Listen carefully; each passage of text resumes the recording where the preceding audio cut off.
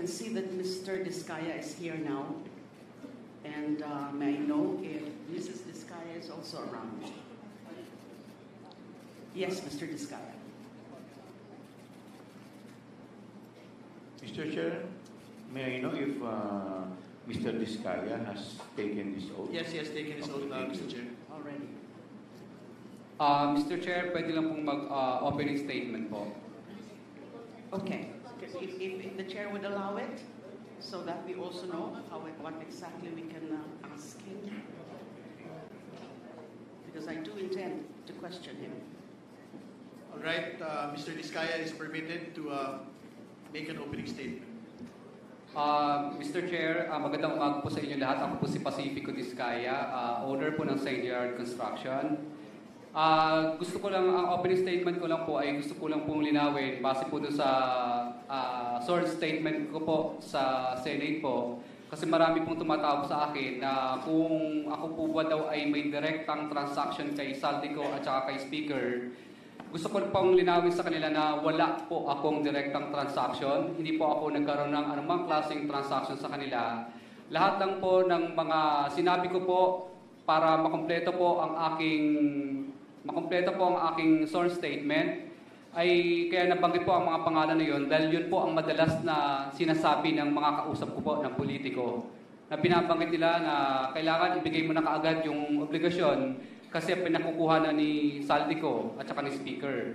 Ganun po lagi ang madalas nilang sinasabi. Or, yung ibang salita, para malinis pakinggan, pinakukuha na ng taas yung ganito. So, marami pong pagkakataon sa mga nabanggit ko na madalas po nilang gamitin po ang pangalan po ni Saldico at saka ni Speaker. Kaya nga po, ako po ay gusto ko iparting din kay Speaker po at saka kay Saldico na baka po nagagamit lang po ng mga politikong ito ang inyo pong pangalan. Kumbaga, para makakuha o ano pong maklaseng bagay. Pero wala po akong direct na unawa or capacity na masabi na talagang kay Speaker po napupunta yon o kay Saldico. Kundi yun lang po ang mga binabanggit ng mga politikong nakakausap ko. Para daw po kay Saldico at Speaker. Kaya sa akin po, mas mabuti po na naipating ko po kay Speaker at saka kay Saldico na wala po akong direktang transaction sa inyo. Ito po ang mga naririnig ko lang po na mga salita mula po sa mga politiko na namumuwersa at namimilit na minamadali na po yung obligasyon dahil dadalhin daw po sa inyo. Yun po ang reason. Pero transaction sa kanila, wala po. Thank you po, Your Honor. Yan po ang opening statement niyo. Yes po. Kasi po kadalasang tinatanong ng iba pong mga kaibigan kang din po. At yung kinaklarify niyo po kanina would pertain dun sa mga sinabi mo dito sa sinumpaang salaysay na sinabit ninyo sa Senado. Yes po. Ito po yun. Ito po ba yun? Opo, kasi lumalabas po na sinasabi nila na ako daw ay nakadirektang transaction ko si Speaker at saka si Saldico, which is wala naman po talaga. Ang nandito po na nakasulat sa aking pong salaysay ay naririnig ko po na madalas pong sinasabi at pinagyayabang ng politiko na ibibigay po sa kay Speaker daw o di kay Saldico yung obligasyon na hinihingi nila. So ang clarify nyo lang po sa amin ngayon is yung sinasabi mong no personal knowledge o wala kang diretsong transaction. Access. Yes po. Or access. And Yes when po. you say access, physical access, personal access, nakausap, naka-meeting, nakausap sa telepono, in person. Yes po. Opo. Yun po ang kinaklarify nyo. Opo. Pero yung iba mo yung sinabi dito, tungkol dun sa pagpangalan sa kanila. Kasi there are several. There are few paragraphs here, several paragraphs na nababanggit yung pangalan ni Representative Saldico and also the Speaker. Di ho ba? Pero lahat po yung mga sinasabi nyo dito, yung mga tinuturo nyo na kung sino ang nagpaabot sa inyo o nagsabi sa inyo na yung mga ano na yon, mga komisyon na yon ay para sa kanila. Totoo pa rin po ito. Yes po, Your Honor. Okay. So meron po ba kayong iwalay na sinumpaang salaysay na balak niyong isubmit dito sa committee, Infracom, ng House of Representatives? Kasi ito nga po ay sa Senado, correct? Nasubmit niyo po ito. And it was part of your testimony before the Senate, correct? Yes po. And now you're here before us, personal appearance, and you took your oath earlier. Do you intend to execute a separate statement or sinumpaang salaysay, or are you going to also adopt this sinumpaang salaysay as submitted to the Senate, which was executed September 6, nung Sabado lang po? Hindi po. Ito pa rin po ang sworn statement ko po. Meron ka pong sworn statement. Ito pa rin po, yung Ito ginamit pa ko po rin. sa Senate po. Okay, ito pa rin. So ito pa rin ang gagamitin natin para tanungin kayo. Opo. At inuulit, gusto ko pong ipaulit sa inyo na nanunumpa kayo o sumumpa kayo para isiwalat ang katotohanan, ang buong katotohanan. The truth, but not the whole truth, but nothing but the truth. Opo, Your Honor. Naintindihan niyo po yon? Opo, Your Honor. Whole truth. Opo, Your Honor. Kaya ko po tinatanong yan kasi dito nga po sa sinumpaan salaysay ninyo, mag-asawa. By the way, nasaan po si Mrs. Diskaya? Ngayon po, nagpapalpitate po yung puso niya at saka bumagsak po yung insulin niya dahil sa nangyayari po. Dahil siyempre po, nag-aalala po siya sa kanyang buhay. Plus, inaalagaan po niya yung 4 po naming anak kasi yung 4 po naming anak is suffering for din po. So nasa ADHD. bahay lang po siya o nasa Opo. ospital? Sa bahay po.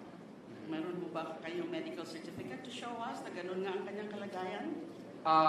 Wala po pang mapapakita pero may pinadala po ang misis ko na letter po dito. Okay, kaya ko po in-emphasize yung the whole truth, but nothing but the truth. Kasi ho, hindi maiwasan ang obserbasyon. Ito ay nakita ko po kaagad at sigurado po ako, marami rin po nakakita na specifically number 20 or paragraph 20, kung saan pinangalanan ninyo yung mga miyembro ng House of Representatives na allegedly ay yung mga sangkot dyan sa mga bayaran na yan, dyan sa mga provision na yan, dyan sa transaksyon na yan. But paragraph 20 says, ilan sa kanila ay sina. Ilan sa kanila. So ibig sabihin, partial lang po ito. Hindi po ito kompleto. Yes or no? Yes, Your Honor. Hindi kompleto. Pakisabi nga po, hindi po ito kompleto. Yes, Your Honor. Hindi kompleto. Meron pa. Meron pa po. Pag sinabi mong hindi kompleto, ilan sa kanila? Meron pa. Ang gusto ko pong tanungin sa inyo, pwede po bang bigyan nyo na po kami ng kompleto na listahan?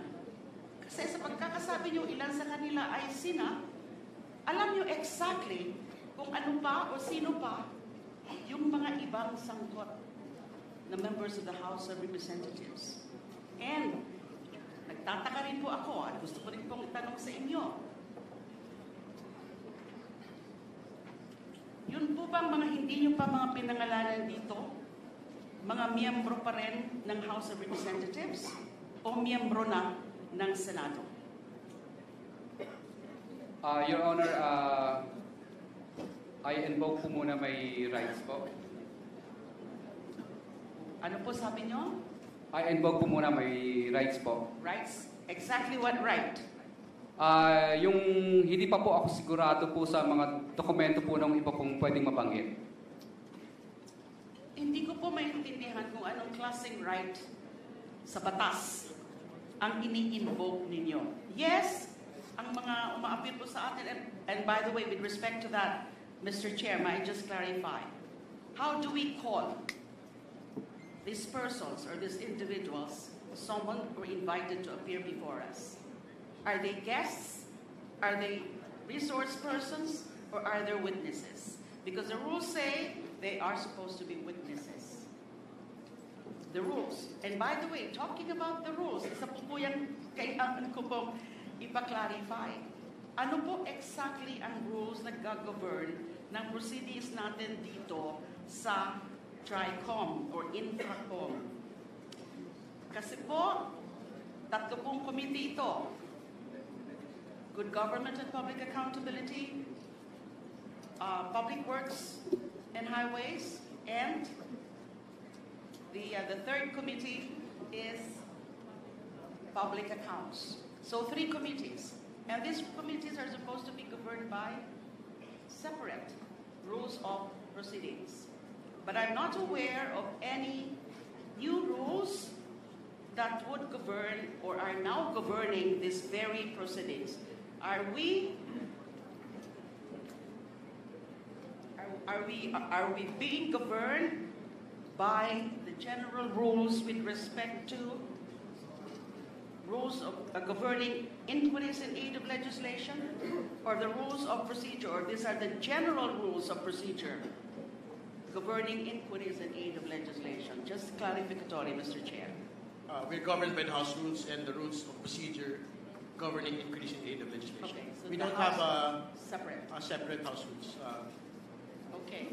Congresswoman. And indeed, under those rules, witnesses have the rights, have certain rights. Pero po yung binabanggit niyo po ngayon, di po ako po sigurado kung anong pong right. What specific right do you have that you are now invoking? You are not invoking right against self-incrimination, right? Your Honor, kung okay lang po ba, nasa executive session ko na lang po sasabihin para sa kaligtasan din po ng pamilya ko at ako. Hindi po ako papayag nun. Of course, that would be the decision of the body. But I am not in favor of this.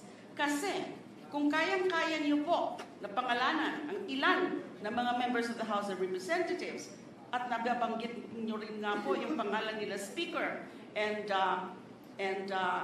Representative Saldico, doon sa Senado, that was not in executive session, that was in open and public proceedings.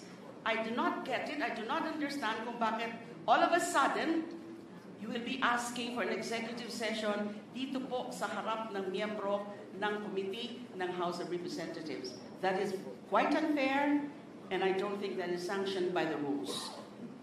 Bakit po?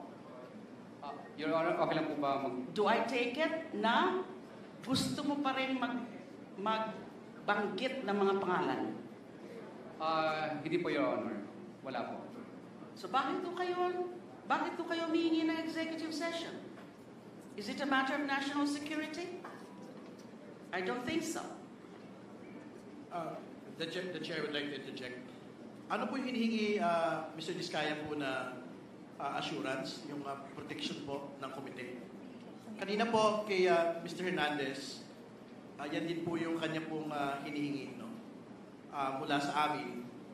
Yun din po yung igagawad po ng komite sa inyo at kay Mrs. Diskaya pagpunta po niya rito.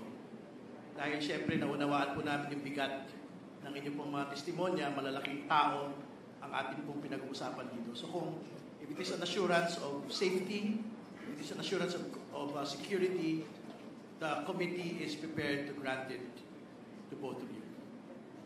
Mr. Chair, I perhaps Mr. Diskaya may be allowed to consult briefly his lawyer so that the lawyer can enlighten him kung ano talaga ang pwedeng under executive session. Correct? I'm sure the lawyer would know kung saan ka pwede mag-invoke ng executive session.